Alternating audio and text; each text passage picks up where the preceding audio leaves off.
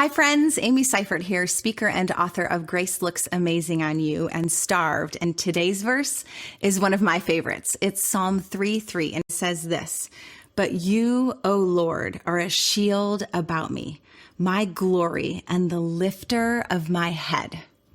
Have you ever woken up in the middle of the night full of anxious and fearful thoughts, where it almost feels like your thoughts are enemies surrounding you, closing in on you? Maybe you're thinking about those bills that you can't pay, or something you said that you regret, or what other people think about you.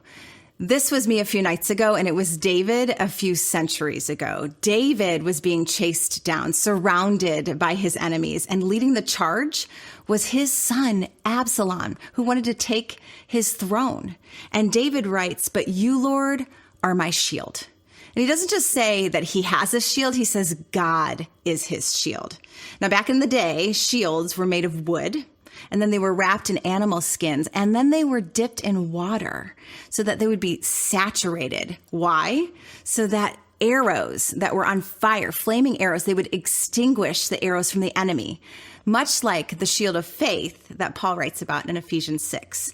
And then David writes two other things. He says, "And you are my glory and the lifter of my head." I would imagine if my son was chasing me down, I think I would be full of shame and rejection and defeat, head down. But he says, God is going to take my shame and make it glory, and he's going to lift my head. So today, two thoughts for you. Use your imagination.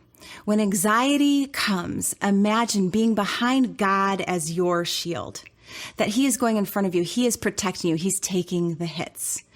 Or when shame is closing in, close your eyes and imagine God's tender hands lifting up your chin and saying, "Chin up, daughter, chin up, son, I'm your defender."